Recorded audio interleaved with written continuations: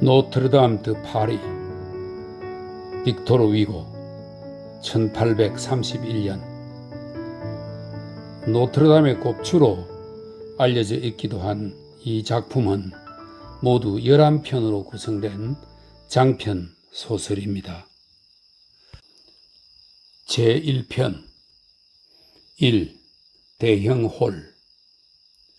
지금으로부터 348년 6개월 하고 19일 전의 일이다.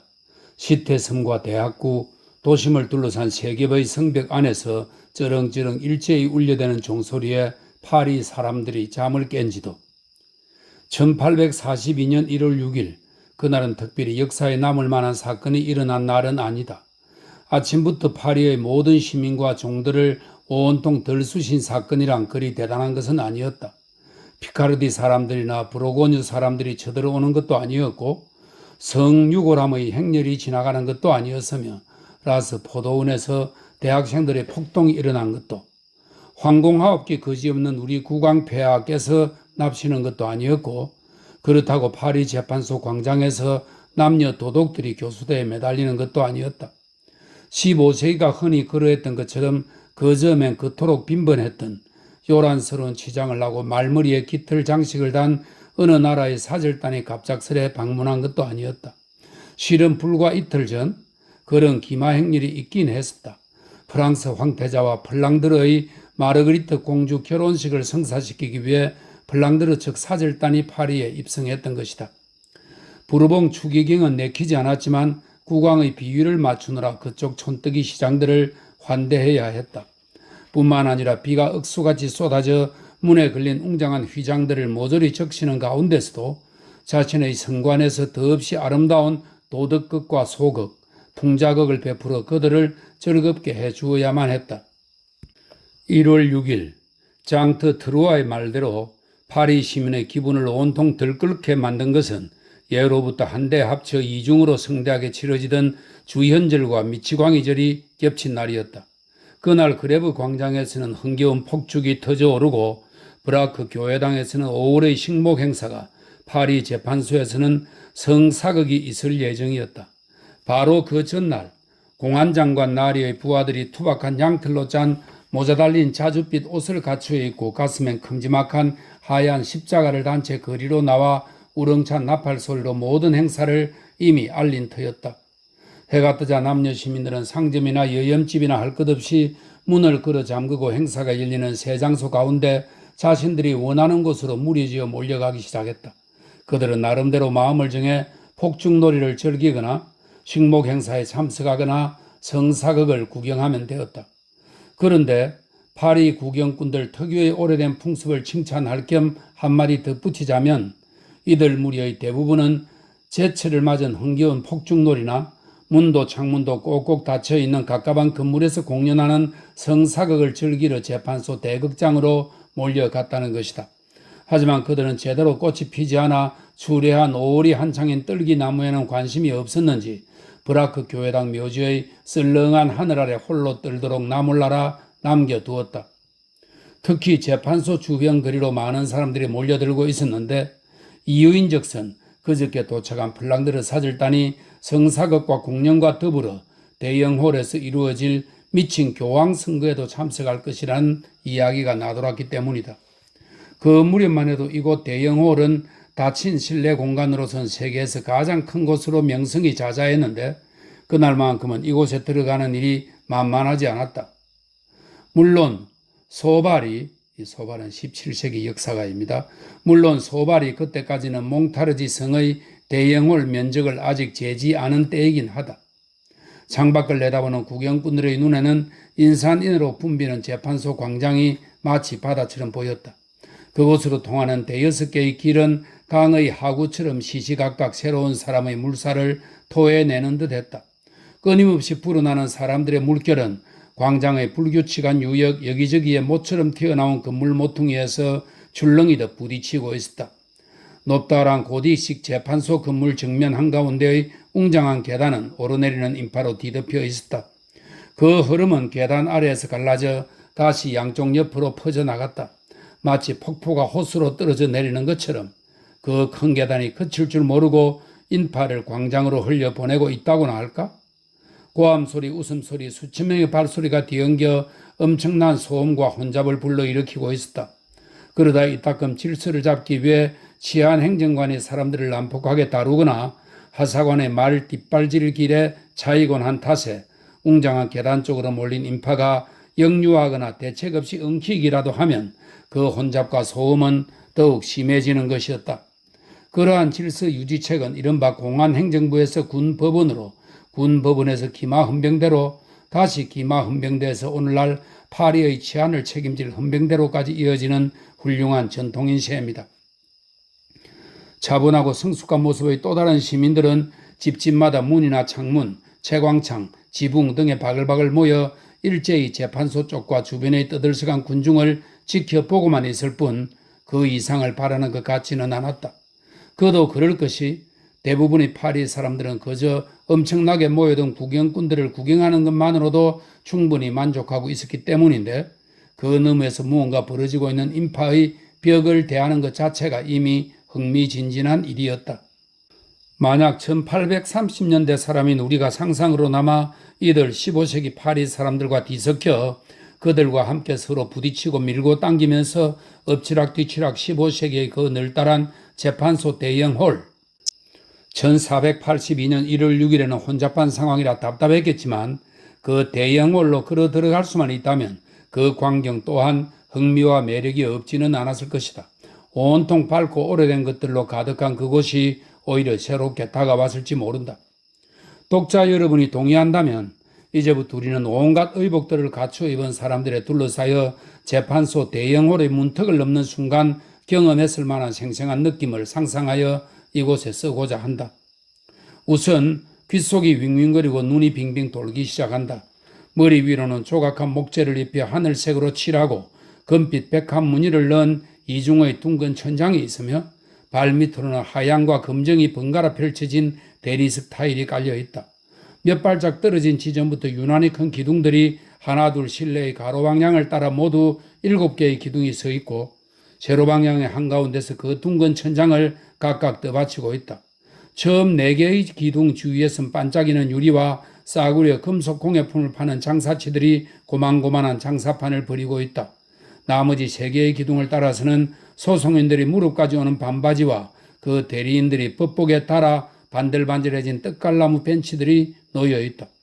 또 홀의 가장자리를 따라 높은 벽이 둘러쳐져 있고 문과 문 사이, 창문과 창문 사이, 기둥 사이사이마다 파라몽 왕 이래 역대 프랑스 제왕의 조각상들이 절비하다.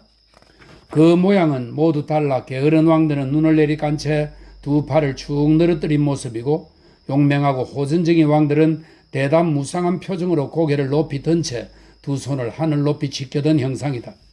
길쭉하고 꼭대기가 뾰족한 창문들은 모두 색색의 스테인드 글라스로 장식되어 있고 홀의 큼지막한 출입구들마다 세밀하고 화려한 무늬들이 새겨진 문들이 달려있다.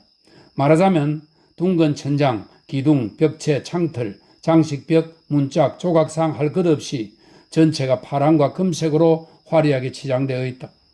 우리가 확인할 수 있는 지금은 물론 그 색이 형편없이 발해했지만 1549년 무렵에도 먼지와 거미줄 아래 이미 그 본 모습을 잃고 있었다. 이해의 뒤 브리웰 신부 같은 이가 칭찬을 아끼지 않았던 것은 단지 관례에 따른 것뿐이었다. 그럼 이제 이 거대하고 긴 홀의 모습을 떠올려보자. 희뿌연 1월의 햇살이 비쳐드는 가운데 저마다 요란한 차림새를 한 시끌벅적한 군중이 밀려들어와 벽을 따라 이어지다가 7개의 기둥 주위에서 소용돌이 친다. 우선 이런 상상만으로도 이곳 전체의 모습을 대강 상상할 수 있겠지만 여러분의 흥미를 끌만한 자세한 것들을 조금 더 세세히 이야기하겠다. 분명한 것은 만약 라바야크가 앙리 4세를 암살하지 않았다면 설명입니다. 구교를 적으로 비난하던 설교에 넘어가 1610년에 앙리 4세를 찔러 죽였다. 라바야크가 앙리 4세를 암살하지 않았다면 재판소 기록 보관소에 라바야크에 대한 소송 관련 문서들이 보관되어 있을 리 없을 것이다. 또 그것들의 인멸을 꾀하는 공분자도 없을 것이며 재판에 불을 놓아야만 한 상황도 벌어지지 않았을 것이다. 즉 서류를 없애기 위해 달리 좋은 방법이 없어서 태워버리려 하고 그 때문에 서기과를 태우려 하며 서기과를 태우기 위해 재판소에 불을 지르는 일은 일어나지 않았을 거라는 말이다. 그랬다면 1618년의 대화재는 일어나지 않았을 것이다. 그러면 낡은 재판소 건물일망정 그 고색 창년한 대형홀과 함께 건재할 터이고 나 역시 독자에게 가서 직접 보시라고 말할 수도 있을 것 아닌가. 나는 구태여 이렇다 저렇다 꼼꼼하게 묘사하지 않아도 되며 독자는 그걸 꼬박꼬박 챙겨 읽지 않아도 될 테니 둘 다 이런 수고는 피할 수 있었으리라. 하긴 이로써 다음과 같은 새로운 진리가 입증되었다. 큰 사건은 이따금 가늠할 수 없이 엄청난 결과를 낳는 법이다. 사실 라바야크에게 공번 따위는 없었다. 설령 있었다 해도 1618년의 화재와는 무관했을 수도 있다. 그 화재에 대해서는 이 밖에도 두 가지 아주 그럴듯한 다른 설명들이 따라다닌다. 첫 번째, 다들 알다시피 3월 7일 자정이 지나서 지름 30cm의 높이가 50cm쯤 되는 크기의 불타는 운석 하나가 난데없이 하늘을 가르고 재판소 건물로 떨어졌다는 것이다. 두 번째는 테오필의 다음 사행시에 나오는 바로 그 사연이다. 정말이지 안타까운 일이었다. 파리에서 정의의 여신께서 향신료를 너무 드시는 바람에 입 안을 홀딱 대시다니. 설명입니다. 뇌물을 너무 많이 먹는 바람에 재판소에 불이 붙었다는 속뜻이 있다. 1618년의 파리 재판소 대형 화재 사건을 둘러싼 정치적, 물리적, 시적인 세 방면의 설명에 대해 사람들이 어떻게 생각하건 어쨌든 화재가 있었다는 것만은 분명한 사실이다. 재해를 입어 특히 해를 입지 않고 남아있던 부부마저 못쓰게 만든 갖가지 보수공사들로 말미암아 루브르 궁전의 형님격인 이 최초의 프랑스 왕궁도 왕년의 모습은 거의 남아있지 않다. 필리프 르벨 왕 시대에 이미 몹시 낡은 상태였으며 로베르 왕이 건설하고 엘갈디스가 묘사했던 그 훌륭한 건물의 흔적을 어디서 찾을 것인가. 지금은 온전한 거라고는 거의 없는 실정이다. 그렇다. 거의 모두 사라지고 없는 것이다. 성루이 왕이 그들 부부만의 침소에 드시던 그 방은 지금 어찌 되었던가.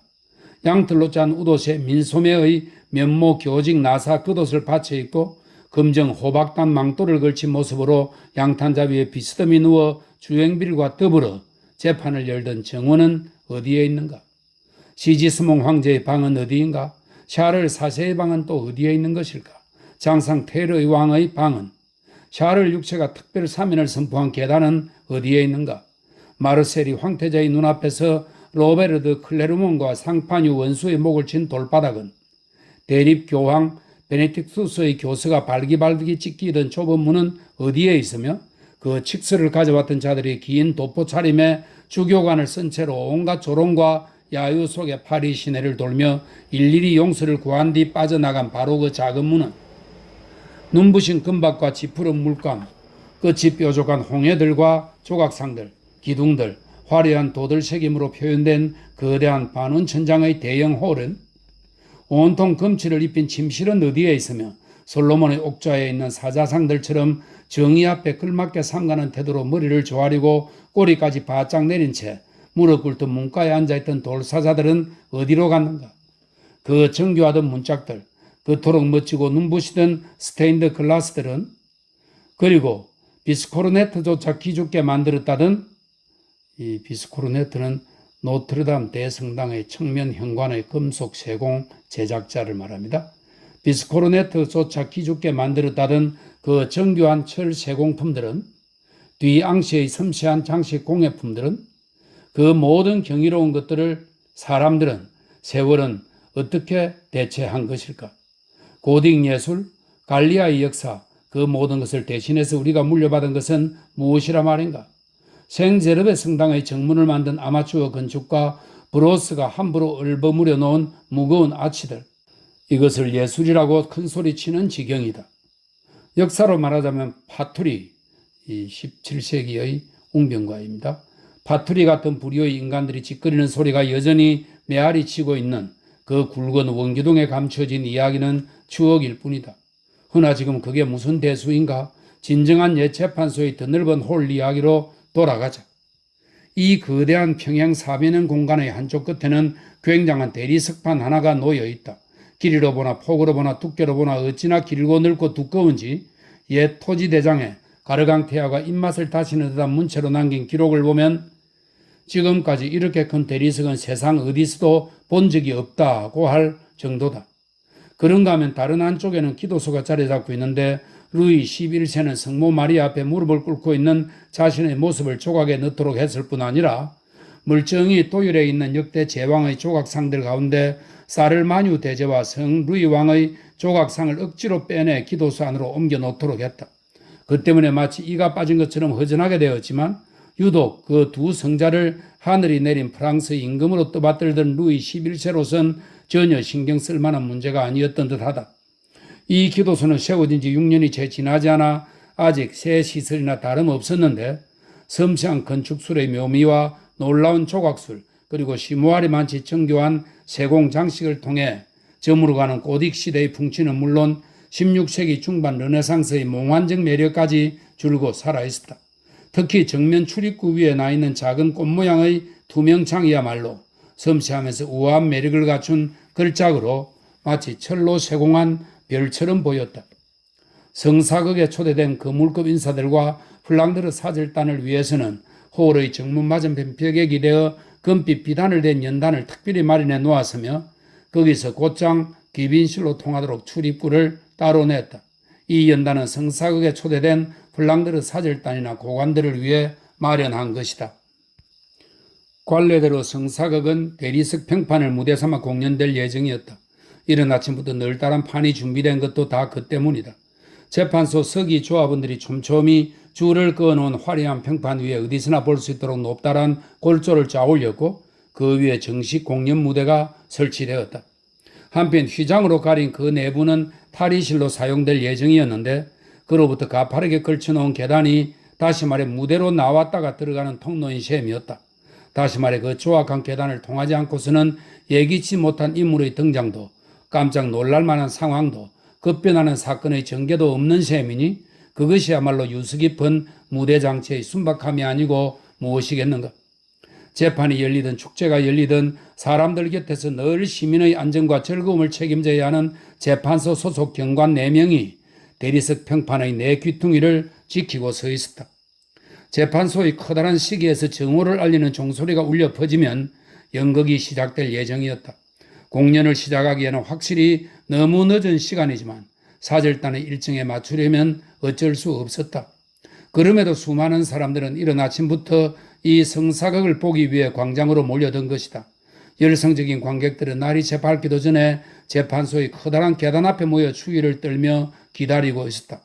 그 가운데에는 문이 열리자마자 뛰어들려고 출입문을 막아선 채 그곳에서 밤을 새우느라 떠벌리는 사람도 있었다. 모여드는 사람의 물결은 어느새 벽을 따라 넘실대거나 기둥을 에워싸듯 불어나고 기둥과 기둥 사이 난관, 창문의 아래 털, 건물의 돌추부 등등 장소를 막론하고 흘러 넘치기 시작했다. 상황이 그렇다 보니 온종일 북적거리던 사람들이 서로 불편하고 신경이 날카로운 건 물론이거니와 기다림에 지쳐 뻔뻔스러워지거나 어처구니 없는 행동들을 해대도 어쩔 수가 없었다. 그야말로 예의라든가 품위 따위는 어디에 팔았는지 안중에도 없는 하루였다.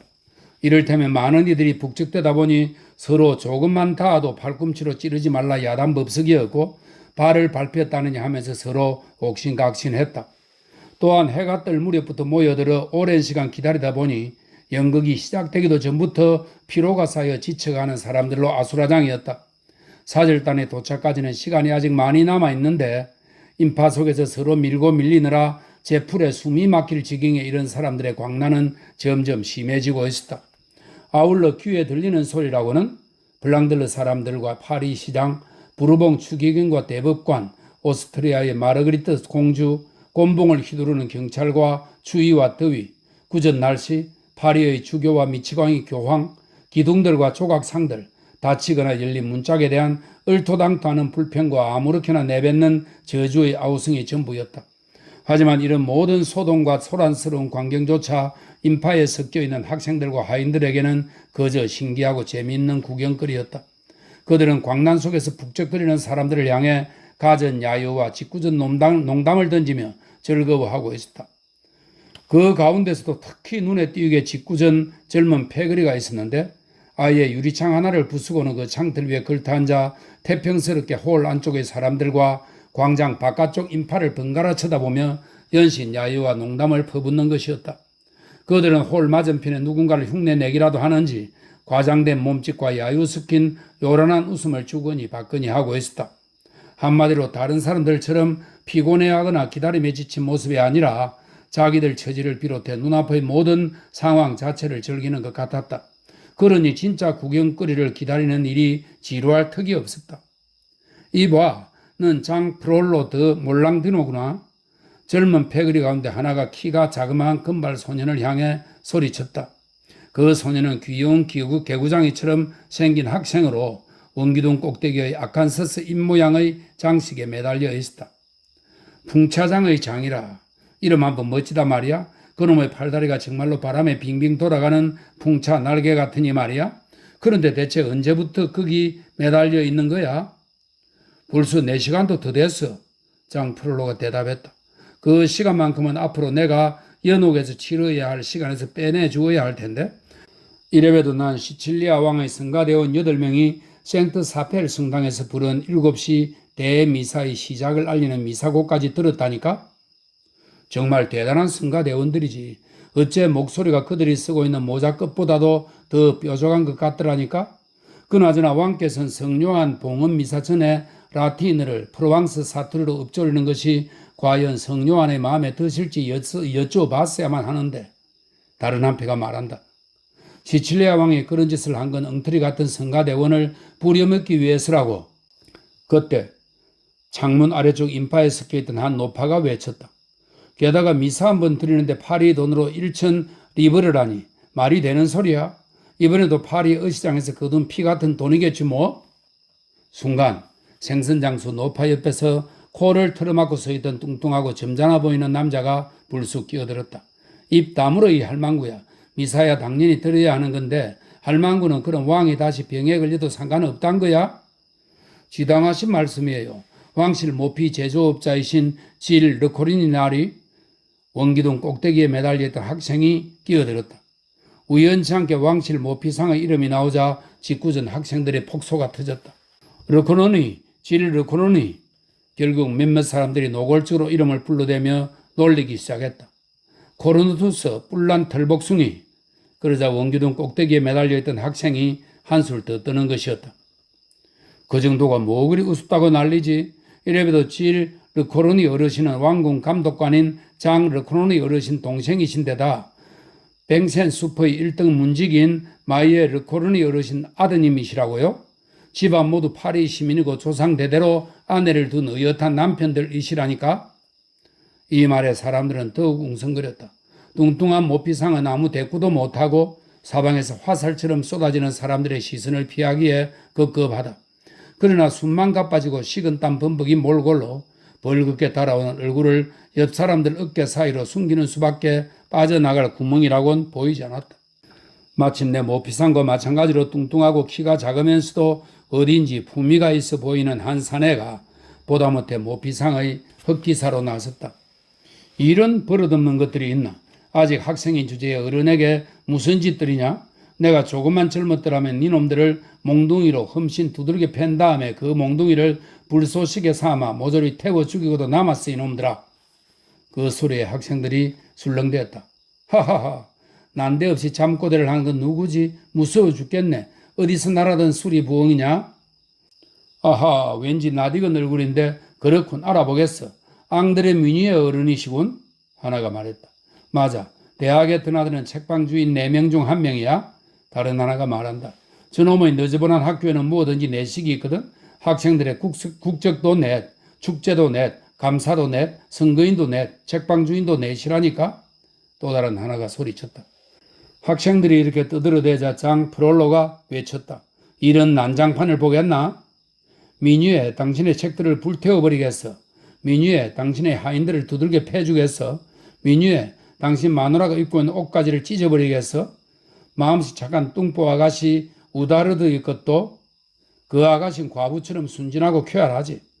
이런 야유가 쏟아지자 앙드레 미니어는 분에 못 이겨 씩씩대기 시작했다. 망할 것들 같으니 개개나 먹혀라. 여봐요 앙드리 나리 조용히 하시지. 안 그러면 당신 머리 위로 벌쩍벌쩍 뛰어내릴 테니까. 장 프롤로가 여전히 기둥 꼭대기에 매달려 위협했다. 앙드레 미뉴에는 고개 들어 기둥의 높이와 상대의 체중을 가늠하고는 곧 입을 다물어 버렸다. 승리감에 더욱 의기양양해진 장이 말했다. 내가 부주교의 동생이긴 하지만 그 정도쯤이야 얼마든지 해치울 수 있다고. 그나저나 우리 대학 선생들은 참 답답하기도 하지. 적어도 오늘 같은 날엔 우리 특권을 좀 존중해 주어야 하지 않나? 시내에는 축제도 열리고 불꽃놀이도 하고 성사극과 미치광이 교황 같은 볼거리에 블랑드르 사절단도 오는데 대학에는 아무것도 없잖아. 하긴 모베르 광장 같은 곳은 꽤 넓기는 하지. 창가의 탁자 위에 자리를 잡은 학생의 대꾸에 장이 버럭 외쳤다. 총장과 성경과 감사까지 모조리 쫓아내자. 순간 다른 학생이 맞장구를 쳤다. 말 나온 김에 오늘 저녁 가이아르 광장에서 앙드리 나리의 책들로 불꽃놀이를 한판 벌이는 게 어때? 서기놈의 지긋지긋한 책상도 태워버리자. 옆에 있던 학생이 말했다. 수위의 곤봉도 마찬가지야. 학장의 타구도 없애버려. 감사의 식기장도 태워버려. 선거인들의 빵 괴짝도 처치하자고. 총장 의자까지 모조리 없애버려. 그렇게 너도 나도 소리를 질러대는 가운데 장도 질세라 더욱 더 높여 소리쳤다. 앙드레 나리, 수위, 서기들도 모두 없애버려. 신학자들과 의사와 교회 법학자들도 해치워 감사, 선거인, 총장 모두 타도하라. 맙소사, 말세로고 말세야. 앙드리 미니에가 귀를 틀어막으며 중얼거리는데 창가에 있던 사람 하나가 불쑥 외쳤다. 이봐 아들, 저길 좀 봐. 총장이야. 광장을 걸어오고 있어. 그 소리에 모두 광장을 돌아다 보았다. 정말로 우리가 존경하는 티보 총장이 맞아? 풍차장의 장 프롤로가 물었다. 그는 강당 안의 기둥 꼭대기에 매달려 있었기 때문에 밖에서 일어나는 일을 볼 수가 없었다. 맞다니까? 틀림없이 티보 총장이야. 다른 사람들이 모두 대답했다. 정말로 티보 총장과 대학의 고명한 학생들이 사절단을 맞이하기 위해 재판소 앞 광장을 가로지르고 있었다. 학생들은 일제히 창가로 몰려가더니 빈정거림과 야유가 뒤섞인 고함을 내지르며 웅성거렸다. 일행을 이끌고 앞서가던 총장이 맨 먼저 희생양이 될 수밖에 없었다. 듣는 이의 체민 따위는 아랑곳 없이 쏟아져 내리는 비아냥거림 그 자체였다. 안녕하신가 총장나리. 이봐 인사하는 소리 안 들려? 어떻게 여기까지 납시였지? 넉달이 노름꾼 주제에 주사위는 어디에 버리셨나? 당나귀 엉덩이 위에서 흔들려거리는 모습이라니. 당나귀 귀때기가 저 인간 귀보다 짧군 그래? 여봐 티보 총장 선생 안녕하시오. 노름꾼 티보, 늙어 빠진 바보 노름꾼. 어때 지난밤엔 한몫 잡았나? 저걸 봐. 얼마나 주사위 노름에 빠졌으면 괭한 눈암에 사가 빠진 얼굴이 도저히 인간 몰골이 아니로군. 어딜 그리 부지런히 가시나? 주사위 노름판이라도 버려진 모양이지. 주사위 노름꾼 티보, 학교는 팽개치고 뭘 그렇게 촐랑촐랑 시내 쪽으로 가시는 건가? 뭘 그래 티보도테 거지로 판 버려진 곳을 찾아가는 걸 거야? 장이 외쳤다. 그러자 학생들은 모두 미친 듯이 박장대소하며 계속해서 야유를 쏟아부었다. 맞아. 거기 노름판에 가는 거야 총장 선생. 주사위 노름의 대왕. 그렇지. 역시 빌어먹을 노름꾼은 다르다니까. 이제 야유는 나머지 선생들에게로 향했다. 수위들을 해치우라. 권표지기들을 몽땅 해치워버려. 어이 저기 로뱅 푸스팽 저기 오는 거 누구지? 못 보던 놈인데? 오통대학 학장인데 질베르트 슈이라고 하지. 점잖은 라틴어로는 길베르투스 데 솔리아코라고 해. 이봐 자 여기 내 신발장 하나 줄 테니 거기 높은 데서 저놈 낯짝에 냅다 던져버려. 하참 사투르누스 축제에 호두알이나 던져줄까? 흰옷 입은 여섯 놈의 신학 교수들도 해치워라. 저것들이 신학자라고?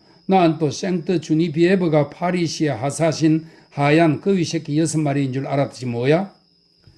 의학자랍시고 거들먹거리는 놈들은 깡그리 해치워버려. 그놈의 지긋지긋한 필수 토론이고 선택 토론이고 모조리 끝장내버려. 어이 생트 주노비에버의 학장인지 뭔지 내 모자나 받아라. 저놈은 정말 편애가 심한 치사한 놈이라니까. 저놈이 노르망디 반의 4살이를 부르주아에 쏜 아스카니오 팔자스파다 놈에게 주어버렸어. 쟤놈이 이탈리아 치거든. 그건 명백한 부정행위야. 생트 주누비에바 학장을 타도하라. 학생들은 흥분하여 이구동성으로 외쳤다. 어이, 주화상 더 라도르 선생, 이봐 루이라요. 야 랑베르 옥트마.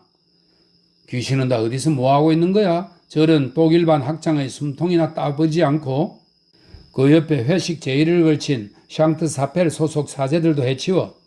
그보다 저기 모피 걸친 녀석들도 꼭 같아. 어호라, 문학사 나리도 납셨네. 근사한 금정 망토며 깔끔한 붉은 망토 나리들. 총장 꽁무니를 부지런히도 따라다니는군. 훌륭한 꼬랑지야. 그야말로 바다와 결혼하러 나서는 베네치아 공작 같군. 이봐 장, 생트 주누비에브의 참사 회원들이신데 참사 회원 따윈 똥이나 먹으라고 해. 이봐 클로드 쇼아르 신부, 클로드 쇼아르 박사 양반, 말이라 지파르들을 찾고 계시나? 그녀는 그라틴이 거리에 있을 텐데 어느 장녀 감독관의 잠자리를 마련하고 있을걸?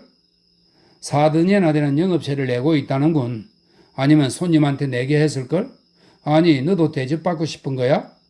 여보게 친구들, 피가르디의 선거인 시몽 상갱 선생이 말 엉덩이에 여편네를 태워가고 있네. 기사의 등에는 항상 어두운 근심이 따르나니 정말 뻔뻔하다니까 시몬 선생. 안녕하쇼 선거인 나리들. 잘 자요 선거인의 부인님들. 훤히 다 내다 보이니 좋기도 하겠군. 여전히 기둥 꼭대기 잎사귀 모양의 장식에 매달려 있는 장 프롤로 드 몰랑디노가 한숨을 쉬며 중얼거렸다. 아래에선 대학에 드나드는 서적상 앙드리 미뉴에가 왕실 모피상 질 로크로니의 귀에 대고 무언가 속삭이고 있었다. 아무리 세상이 변했기로서니 이건 말세입니다. 어떻게 학생들이 저렇게 선생을 향해 노골적으로 비난과 야유를 퍼부어댈 수 있는지 이건 난생 처음이에요. 요즘 새로 발명된 것들이 모든 걸 엉망으로 만들고 있다니까요. 대포며 세르판틴포, 절구포 등등. 특히 독일에서 발명됐다는 인쇄술 말이요. 그것 때문에 이제는 사본도 책도 필요 없게 됐어요. 그놈의 인쇄술 때문에 우리 서점들이 다 죽어난다니까. 이러니 말세를 하지 않을 수 있겠소 젠장. 나 참 누가 아니랍니까? 벨벳 옷감질이 점점 좋아지고 있으니 내 사정 역시 답답하게 매 한 가지 올시다. 모피상이 맞장구를 치는 순간 정오를 알리는 종이 울렸다. 와! 모여있던 사람들이 일제히 환호성을 질렀다. 쉼없이 떠들어대던 학생들은 오히려 입을 다물었다. 사람들이 움직이기 시작했다. 발과 머리의 움직임이 물결처럼 이어지면서 사람들의 기침 소리와 코 푸는 소리가 더불어 요란해졌다. 모여있던 사람들은 이제 줄 서서 제자리를 정하기도 하고 발도둠을 하는가 하면 끼리끼리 모이기도 했다. 곧이어 사방이 쥐죽은 듯 고요해졌다. 이제 저마다 목을 길게 빼고 입을 벌린 채 대리석 평판 무대를 응시하기 시작했다. 한동안 그곳에는 아무것도 나타나지 않았다. 사람들의 안전을 담당하는 재판소 소속의 경관 넷도 긴장한 듯 꼼짝 않고 서 있었다. 문득 사람들 눈길이 한꺼번에 블랑드르 사절단을 위해 마련된 귀빈석 쪽으로 향했다. 아직까지 문은 닫혀 있고 자리는 모두 비어 있었다. 사실 이 많은 사람들이 이른 아침부터 그곳 광장에서 기다린 건 다음 세 가지였다. 우선 정오가 되기를 기다렸고 다음으로 블랑드르 사절단을, 마지막으로 성사극이 시작되기를 기다렸던 것이다. 대체 얼마를 더 기다려야 하는지 이건 너무 심한 것이 아닌가. 정오를 알리는 종이 울린 뒤로 1분, 2분, 3분, 5분, 마침내 15분을 다시 기다렸으나 마치 약속이라도 한 듯 아무것도 시작되지 않았다. 귀빈석은 아직도 비어있고 무대 역시 썰렁한 채였다. 텅 빈 무대를 바라보던 사람들의 기대와 조바심은 점점 분노로 바뀌기 시작했다. 술렁임이 커지는 않았지만 차츰 성난 목소리가 여기저기서 붉어지고 있는 건 분명했다. 성사극은 어떻게 된 거야? 왜 시작하지 않지? 아직은 나직한 웅성거림이다. 사람들의 머리가 초조한 듯 이리저리 두리번거리고 있었다. 폭풍우를 머금은 먹구름이 모두의 머리 위를 맴돌았다. 바로 그런 상황에서 가장 먼저 번쩍하고 성광을 터뜨린 것은 풍차장의 장이었다. 연극을 시작해라. 블랑드르 놈들은 개에게나 주워버려. 장이 기둥 꼭대기에서 뱀처럼 몸을 비틀면서 악을 썼다. 군중은 그 소리에 박수를 보냈다. 성사극을 어서 하라. 블랑드르 놈들은 개에게나 주워버려. 사람들은 일제히 발악에 가까운 고함을 내질렀다. 당장 연극을 시작하라. 빨리 해라. 아니면 희극이나 교훈극에서 하는 것처럼 대법관의 목을 매달아 버릴 테다. 장이 또다시 외쳤다. 옳거니 우선 저 경관놈들 모가지부터 매달자. 흥분한 사람들의 호응과 더불어 박수갈채가 이어졌다. 죄 없는 경관들은 새파랗게 질린 채 멀뚱하니 서로를 쳐다볼 뿐이었다. 누가 먼저랄 것도 없이 그들을 붙잡기 위한 사람들의 움직임이 시작되는가 싶더니 한쪽으로 몰려든 인파에 밀려 경관과 군중 사이를 가로막고 있던 난간이 힘없이 무너지기 시작했다. 그야말로 위기일발의 순간이었다. 잡아 죽여 목을 비틀어버려라. 분노와 흥분이 극에 달한 사람들이 사방에서 목청껏 소리쳤다. 바로 그때 분장실의 휘장이 갑자기 열리면서 한 사람이 나타났다.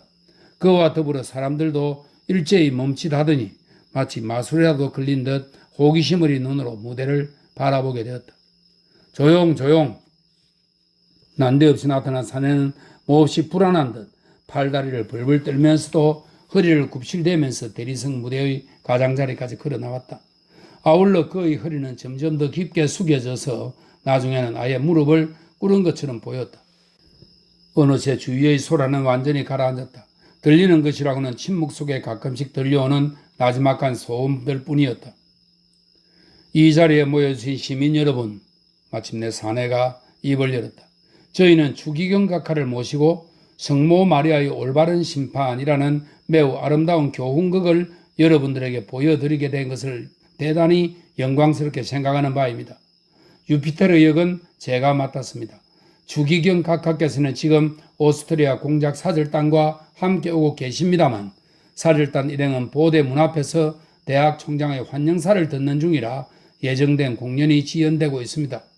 추기경 각하께서 도착하시는 대로 연극을 시작하겠습니다. 유피테르가 때마침 납치지 않았더라면 가엾은 경관들만 끔찍한 꼴을 당했을 것이다. 이것은 실제 있었던 일이다. 혹시 내가 만들어낸 것이라 생각한다 해도 이 이야기로 말미암아 비판의 여신 앞에서 책임을 져야 한다고 생각한다 해도 지금 함부로 신을 개입시키지 말라는 예부터의 계율을 꺼내들고 나를 책망하는 일이 없기를 바란다. 아무튼 유피테르의 의상이 어찌나 근사했던지 군중의 흥분을 가라앉히는데 도움이 된 것은 사실이었다. 검정 벨벳 옷감에 금박 단추가 달린 쇠사슬 갑옷을 입고 머리에는 은으로 도금한 장식용 단추가 박힌 두건을 쓴 모습이었다. 게다가 얼굴에는 절반 가깝게 연지를 바르고 덥수룩한 수염까지 기르고 있었다.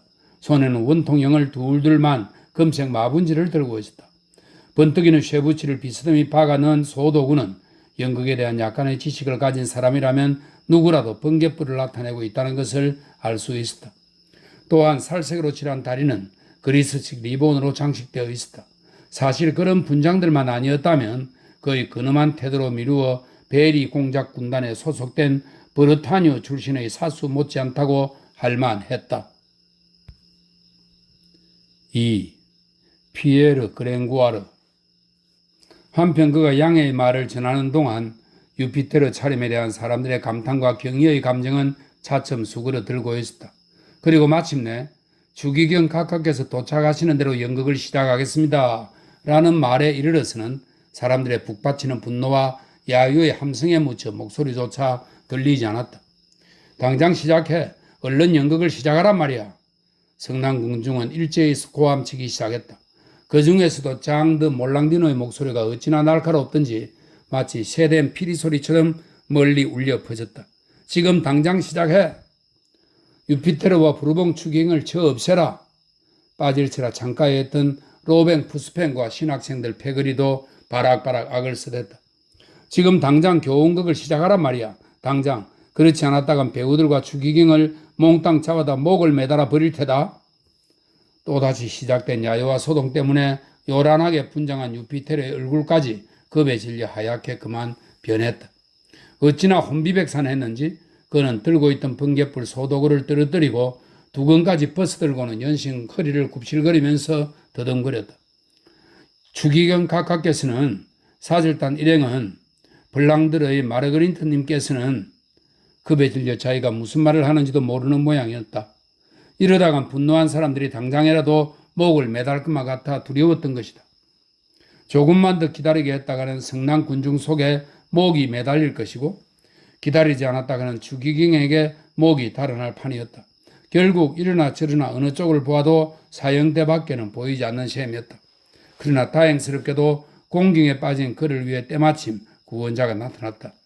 난간 이쪽 대리석 무대 주변에 비어있는 공간으로 슬그머니 들어선 문제의 인물을 사람들은 아직 눈치채지 못하고 있었다. 그러고 보니 다가선 기둥의 그림자에 완전히 가려질 만큼 호리호리한 체구였다. 키가 크고 훌쭉한 몸매에다가 금발인 그의 얼굴은 창백하리만큼 안색이 좋지 않을 뿐 아니라 여기저기 잔주름까지 나 있었지만 나이는 아직 젊은 것 같았다. 그런가 하면 눈빛은 매우 날카롭고 입가에는 미소까지 머금었으며 낡아서 해지고 반들반들해진 검정 저지 천으로 된 옷을 입고 있었다.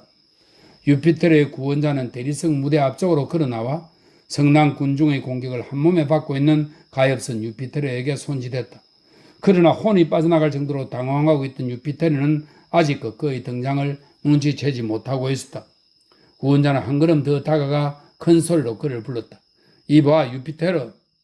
이 소리도 유피테르의 귀에는 들리지 않는 모양이었다. 하는 수 없었는지 기다리 금발머리는 다급하게 코앞까지 다가가 냅다 소리쳤다. 어이 미셸 지브론. 누구요? 누가 날 불렀지? 그제야 유피테르는 잠에서 깬 듯 소스라치게 놀라며 말했다. 나요. 검정옷의 사내가 대답했다. 아, 유피테르가 말했다. 그러지 말고 지금 당장 시작합시다. 이 사람들이 원하는 대로 하잔 말이요. 대법관에게는 내가 해명을 하겠소. 그리고 주기경에게는 대법관이 알아서 잘 말해줄 게 아니겠소? 갑자기 나타난 사내가 말했다. 유피테르는 안도의 한숨을 내쉬었다. 시민 여러분, 지금 곧 연극이 시작됩니다. 그는 야유하는 사람들을 향해서 있는 힘을 다해 외쳤다. 여러분, 박수를 보냅시다. 학생들이 신이 나서 소리쳤다. 와, 만세, 만세. 군중의 함성이 뒤를 이었다. 곧이어 고막을 찢을 듯한 큰 박수 소리가 터졌고 유피테르가 무대 뒤에 돌아간 다음에도 그 소리는 장내가 떠나갈 듯 울려 퍼졌다. 그러나 누군지 모를 인물, 경이하여 맞지 않는 우리의 코로네오 말맞다나 거센 폭풍우가 몰아치는 바다를 잠재우듯 마법사처럼 성난 사람들을 온순하게 만든 미지의 그 인물도 기둥 뒤쪽 어두운 그늘 속으로 다시금 사라져버리고 없었다. 만약 아무 일도 없었더라면 그는 아무의 눈에도 띄지 않은 채 숨어서 묵묵히 구경이나 했을 것이었다. 그런데 바로 그때 무대 맨 앞에 자리 잡고 있었으므로 사내의 등장과 퇴장, 미셸 지브론과 유테피르와 주고받는 말을 죄다 듣고 지켜본 젊은 두 여인이 그의 발길을 돌려 세웠다. 저기요 신부님. 그중 한 여인이 다가가려는 듯 손짓까지 하며 그를 향해 소리쳤다. 어머나 리에나르드. 좀 더 예쁘고 발랄해 보이는 또 다른 여자가 자신감 넘치는 어조로 말했다. 저분은 성직자가 아니라 보통 사람이라니까. 그러니까 여보세요 라고 하는 게 맞아. 저기 여보세요. 리에나르드가 호칭을 바꾸어 다시 불렀다. 아가씨들 무슨 볼 일이라도? 사내는 난간 쪽으로 다가와 정중하게 물었다. 아, 아무것도 아니에요. 리에나르드가 당황한 듯 더듬거리며 말을 이었다. 제가 아니라 여기 있는 지스케트라 장시엔이 당신께 할 말이 있대요. 어머 얘는 아니에요. 지스케트는 당황하며 얼굴이 새빨개져서는 얼버무렸다. 리에나르드 신부님이라고 하기에 그게 아니라고 고쳐준 것뿐이에요. 그러면서 두 아가씨는 수줍은 듯 고개를 들지 못했다. 사내는 빙긋이 웃는 얼굴로 아가씨들을 바라보며 말했다. 그럼 두 분께서는 다른 볼 일은 없으신 거죠? 예, 아무것도요. 지스케트가 대답했다. 맞아요, 아무것도 아니에요. 리에나르드가 또 덧붙였다. 그제야 젊은 키다리 금발은 본디 있던 곳으로 돌아가기 위해 발길을 돌렸다. 그런데 호기심 많은 두 아가씨는 아쉬운 마음에 그를 그냥 보내줄 수가 없었다. 여보세요, 저기요. 이번에는 지스케트가 작심을 냈는지 없는 용기를 짜내어 마치 봇물이 터지듯 빠른 어조로 질문을 던졌다. 있잖아요. 선생님 오늘 연극에서 성모 마리아 역할을 하는 병사님을 알고 계시죠? 아, 유피테르 역을 맡은 사람이 말이군요. 네, 맞아요. 유피테르를 아세요? 리에나르드가 끼어들었다. 미셸 지브론을 말씀하시는군요. 그럼요. 잘 알고 말고요. 그가 대답했다. 그 사람 수염이 너무 멋져서요. 리에나르드의 이도저도 아닌 말에 지스케트가 수줍은 어조로 말했다. 오늘 무대 위에서 정말 근사한 장면들을 보게 될까요? 그럼요. 매우 근사할 겁니다. 사내는 망설임 없이 당당하게 대답해 주었다. 연극 제목이 뭐지요? 리에나르드가 조심스레 물었다. 성모 마리아의 올바른 심판이라는 교훈극이에요, 아가씨? 아, 그럼 전에 하던 것과는 다르네요? 잠시 이야기가 중단되었으나 사내가 다시 입을 열었다. 완전히 새로운 교훈극이지요. 아직 한 번도 상영한 적이 없는 신작이에요? 그렇다면 2년 전에 교황의 특사가 오셨을 때 했던 것하고는 다른 거로군요. 그땐 예쁜 아가씨 3명이 무대에 나왔더랬는데 지스케트가 애써 기억을 떠올려 말했다. 세이렌 역이었죠? 리에나르도 찌지 않고 말했다. 예, 다 벌거벗은 아가씨들이었고요. 젊은 사내가 덧붙이자 리에나르드는 부끄럽다는 듯 눈을 내리깔았다. 지스케트도 그걸 보고 눈을 내리뜨자 키다리 사내는 미소 지으며 말을 이었다. 그것도 아주 재미있는 연극이었어요. 그런데 오늘 올리는 것은 플랑드르의 공주님을 위해 특별히 쓴 교훈극이랍니다. 사랑의 노래도 부르나요? 지스케트가 물었다. 무슨 말씀을? 교훈극에서는 그런 건 부르지 않아요. 풍자극이라면 또 모를까. 장르가 뒤섞이면 곤란합니다. 사내의 간단 명료한 대답에 지스케트는 말을 이었다. 그렇다면 정말 아쉽네요. 예전에 퐁소의 연못가에서 야만스러운 남녀들이 많이 등장했었죠. 서로 실랑이를 벌이기도 하고 성가라든지 연가 같은 것도 불렀었는데요. 교황의 특사에겐 그런 게 어울릴지 모르지만 공주님에겐 그렇지 않아요. 사내가 꽤 퉁명스레 대답을 하자 이번에는 리에나르드가 나섰다. 그리고 그 사람들 곁에서 여러 가지 악기들이 나직하게 아름다운 선율을 들려주었죠. 행인들이 목을 축이는 거리의 분수 꼭지에서는 우유, 포도주, 향료가 든 포도주를 세 줄기로 내뿜어 누구든지 그것을 마실 수 있게 했고요. 지스케트도 뒤줄세라 거들었다. 게다가 풍소 조금 아래에 있는 트리니테에서는 예수 순환 무언극을 공연했었잖아. 리에나르드의 맞장구에 지스케트는 더욱 신이 나서 외쳤다. 맞아, 기억난다. 예수님은 십자가에 못 박히시고 두 도둑놈은 그 좌우에 매달렸었어. 그렇게 두 아가씨는 교황의 특사가 왔던 때의 기억을 떠올리며 수다스럽게 떠들어댔다. 그리고 그 앞의 팽토르 문에는 아주 화려하게 차려입은 사람들이 있었어. 또 생진호상 연못가에서는 사냥꾼이 나팔을 불며 사냥개와 함께 암사슴을 쫓고 있었고 말이야. 파리의 도살장에는 디에프 성체를 흉내낸 무대도 설치되었었는데 참 지스케트 너도 보았지? 교황 특사가 지나갈 때 말이야. 공격이 시작되고 영국군은 모두 목이 달아났잖아. 그리고 샤틀레 문 앞에 마련된 무대에서도 등장인물들이 정말 멋졌었는데 온통 융단이 깔린 샹주 다리 위는 또 어떻고? 교황 특사가 지나갈 때 생각나니? 수많은 종류의 새들을 2,400마리도 더 넘게 다리 위로 날려보냈잖아. 정말 멋있었어. 그렇지, 리에나르도? 아마 오늘 공연은 그보다 훨씬 더 환상적일 거요. 아가씨의 시끄러운 소리를 할 일 없이 듣고 있다가 드디어 사내가 끼어들었다. 곧 시작될 성사극이 재미있다고 정말 장담하실 수 있어요? 지스케트가 묻자 사내는 힘주어 대답했다. 물론이죠, 아가씨들. 사실은 제가 만든 작품이랍니다. 정말이에요? 아가씨들이 너무 놀라 말문이 막혔다. 정말이고 말고요. 시인은 잘난 체하며 말했다. 정확히 말하자면 둘이서 만든 겁니다. 무대에 쓰이는 나무판을 톱으로 자르거나 무대용 목조 골격을 짜거나 마루를 까는 일을 맡은 장 마르샹과 작품을 쓴 나와 둘이서 나는 피에르 그랭고아르라는 사람입니다. 아마 르시드의 작자도 그토록 당당하게 나로 말하면 피에르 코르네유라는 사람이요 하고 큰소리 치지는 못했을 것이다. 유피테르가 무대 뒤로 사라지고 새로운 교훈극의 작자가 수다스러운 지스케트와 리에나르드에게 이름을 밝힐 때까지 시간은 꽤 흐른 뒤였다. 놀랍게도 조금 전까지 미쳐 날뛰며 떠들어대는 사람들이 유피테르의 지금 곧 시작하겠습니다 라는 말 한마디에 이제는 얌전한 고양이처럼 잠자코 기다리고 있었다. 어쩌면 이것은 고금을 초월한 진리인지도 모르겠다.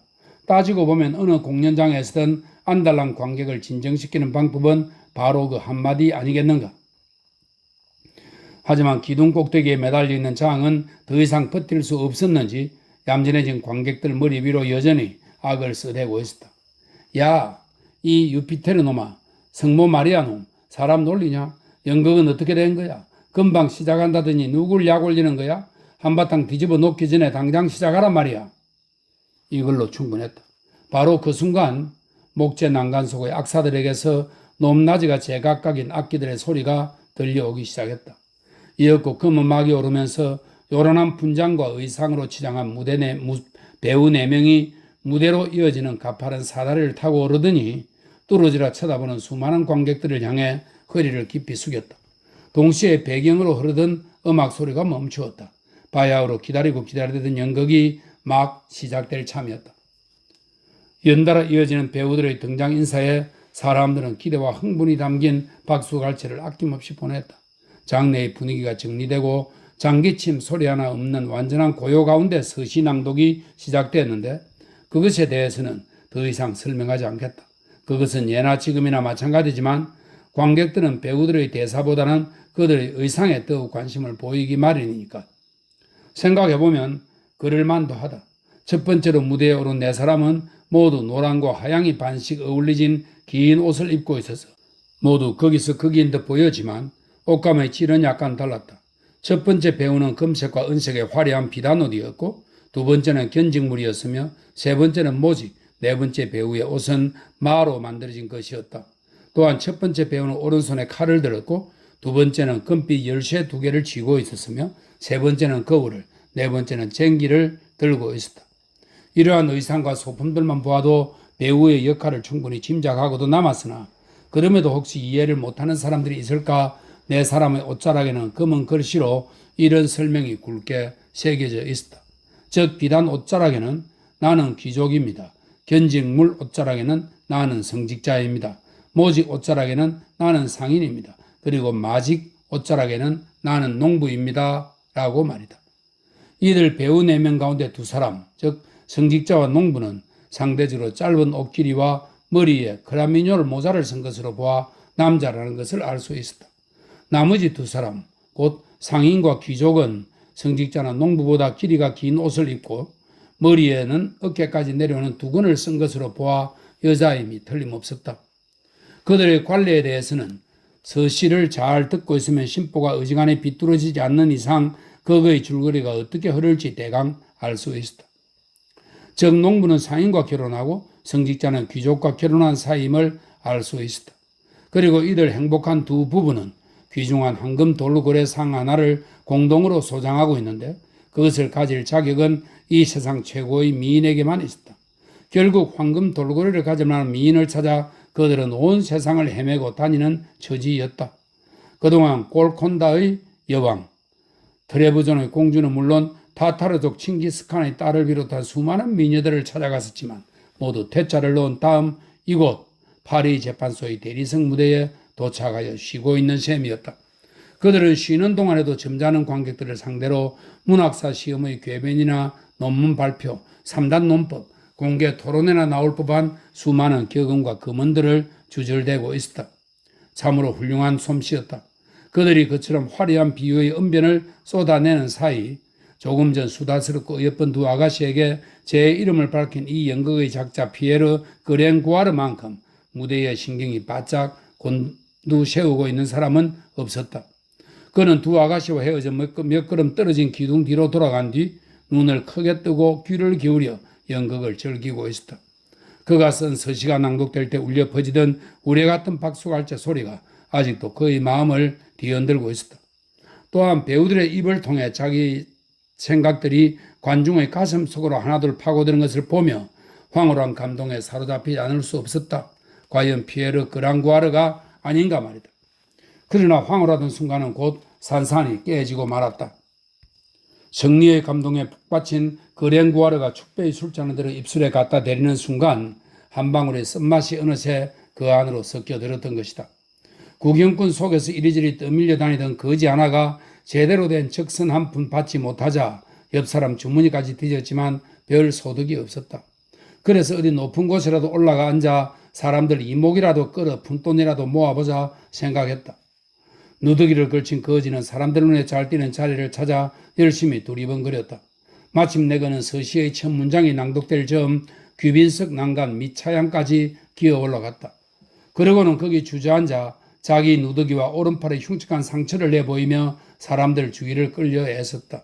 그러나 특별히 무슨 말을 찌끄리지는 않았다. 어쨌든 거지가 특별히 떠들거나 하는 건 아니었으므로 기둥 위에 매달려 있던 장이 거지의 행동을 알아채지 못했다면 연극은 무사히 진행되었을 것이다. 그런데 하필이면 거지 속이 뻔히 들여다보는 짓거리에 이내 눈길이 닿은 장난꾸러기 장이 갑자기 미친 듯 웃어대고 소리치면서 붙는 상황이 완전히 달라지기 시작했다. 으하하, 저 버릉뱅이는 여기까지 와서 동냥질을 하고 있네. 개구리들이 우글대는 연못 속에 돌멩이 하나를 던져본 사람이나 새떼들이 지저귀는 숲 한가운데서 총 한 발을 쏘아본 사람이라면 모든 이들이 한 곳에 집중하고 있는 상황에서 그 같은 한마디 외침이 어떤 결과를 초래했을지 충분히 짐작하고도 남을 것이다. 그 순간 그랭구아는 벼락이라도 맞은 사람처럼 온몸을 부들부들 떨었다. 서시 낭독은 즉각 중단되었으며 무대를 바라보던 모든 사람들은 한꺼번에 거지가 있는 쪽을 돌아보았다. 그런 상황에서도 거지는 기회가 왔다고 생각했는지 당황하지도 허둥대지도 않고 더욱 치량해 보이도록 눈을 개슴츠레 뜨고는 청승맞은 목소리로 이르는 것이었다. 제발 한 푼 줍쇼. 아니 저게 누구야? 저게 클로뱅 드루이프잖아. 다리에 붙이고 있던 상처를 오늘은 팔에 붙이고 있네. 왜? 무슨 사정이라도 생겼나? 마침내 거지의 정체까지 알아본 장은 잔뜩 호들갑을 떨면서 기름때 찌던 그의 펠트 모자 속으로 은화 한 입을 던져 넣었다. 거지는 장의 조롱 섞인 물음엔 들은 채도 않고 던져주는 은화를 얼른 받아 챙기더니 여전히 청승맞은 소리로 말했다. 한 푼만 적선합시오. 난데없는 상황으로 말미암아 구경꾼들의 주의는 완전히 무대를 떠나고 말았다. 로뱅, 푸스팽을 비롯한 학생들과 수많은 구경꾼들은 서시가 한창 낭독되고 있는 참에 터져나온 거지의 태연한 하소연과 그걸 악착같이 붙들고 늘어지는 장의 기괴한 이중창에 복수와 함성과 박수갈채를 마구 쏟아내기 시작했다. 멍하니 지켜보던 그랭고아르는 잠시 의의가 없다는 듯 멍하고 있었지만 이내 정신을 가다듬고 황당한 방해꾼들에게 더 이상 눈길조차 주지 않은 채 무대에 서 있는 4명의 배우들을 향해 목청껏 외치기 시작했다. 계속 하시오. 신경 쓰지 말고 계속 어서 하라고. 그 순간 그랭누아르는 누군가 자신의 외투자락을 잡아당기는 느낌이 들었다. 잠깐 불쾌했으나 뒤를 돌아보고는 억지로 미소 지을 수밖에 없었다. 지스케트라 장시엔이 그녀의 고운 팔을 난간 사이로 뻗어 그의 주위를 끌려하고 있었기 때문이다. 저기 선생님, 연극은 계속되는 거죠? 물론이요. 그랭구아는 그녀의 질문이 언짢았지만 애써 당혹감을 감추며 말했다. 그럼 죄송하지만 연극에 대해 설명을 좀 해주시면 안 될까요? 그녀가 다시 물었다. 앞으로 펼쳐질 이야기요? 그랭구아르가 말했다. 좋고 말고요. 기꺼이 해드리죠. 그건 아니에요. 지금까지 했던 부분을 다시 한번 설명해 주세요. 지스케트가 말했다. 그랭구아르는 그녀의 말을 듣자 속살이 드러난 생채기에 무엇라도 닿은 것처럼 벌쩍 뛰며 중얼거렸다.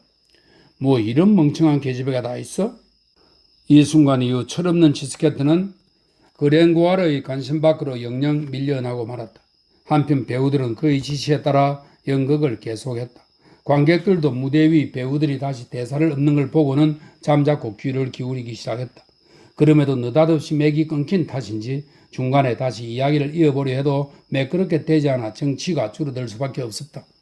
그랭구아르는 부하가 치밀어 혼자 투덜거리고 있었다. 그러는 사이 장내 분위기는 서서히 차분해졌고 학생들도 입을 다물고 거지도 말없이 모자 속 동전들만 세고 있을 뿐 연극이 재개되는 것을 방해할 문제는 더 이상 일어나지 않았다. 사실 이번 연극은 제법 괜찮은 작품이었다. 조금만 손배면 오늘날까지도 훌륭하게 상연되었을 작품이라고 생각한다. 물론 도입부가 조금 지루하고 이렇다 할 내용이 없으며 구성에만 치우쳐 있기는 하다. 하지만 문제는 간결하여 그랭구아르 스스로 명쾌한 작품이라 자부하고 있었던 것이다. 이미 알다시피 우의적 등장인물, 네 사람은 귀중한 황금 돌고래의 진짜 주인을 아직 찾지 못한 채 오랜 여행으로 기진맥진한 상태였다. 이제 그들은 플랑드르 마르그리트 공주의 젊은 약혼자를 암시하는 온갖 그럴듯한 비유들을 늘어놓으면서 한껏 황금 돌고래의 예찬론을 펼치고 있었다. 물론 그 주인공은 농부와 성직자, 귀족과 상인이 자신을 위해 세상을 헤매고 다니는 걸 꿈에도 모른 채 앙부아즈 성에 갇혀 따분한 나날을 보내고 있을 테지만 말이다. 요컨대 여기서 돌고래는 프랑스의 젊고 아름다울 뿐 아니라 힘도 센 사자의 아들이었던 것이다. 장담하건대 이토록 대담한 비유는 그 자체로 멋질 뿐 아니라 교훈극이라든가 왕자의 결혼 축가 같은 것이 유행하던 시절이었음을 감안하면 돌고래가 사자의 새끼라 한들 하나도 의색하지 않다. 아니, 오히려 이처럼 진기한 핀다로스, 핀다로스는 고대 그리스의 기교파 시인입니다. 핀다로스 풍의 혼합이야말로 관객을 열광시키는 데는 그만이었던 것이다. 다만 한마디 덧붙인다면 시인 그랭고아르는 굳이 200줄이나 써내려가지 않아도 충분히 아름다운 시상을 표현해낼 수 있었다. 그러나 파리 시장의 명령에 따라 연극은 정오부터 오후 4시까지 이어져야 했고 그동안 무엇이든 짓거려야만 했다. 어쨌든 모두가 진득하니 귀를 기울이는 상황이 아닌가 말이다. 상인과 귀족이 한창 옥신각신하는 와중에 농부가 호기롭게 다음과 같이 시구를 읊은 순간이었다. 세상 어느 숲에서도 이보다 위풍당당한 짐승은 본 적이 없노라. 갑자기 지금껏 굳게 닫혀있던 사절단용 연단 출입문이 활짝 열렸고 안내인의 우렁찬 목소리가 울려 퍼졌다. 부르봉 추기경 각하께서 도착하셨습니다.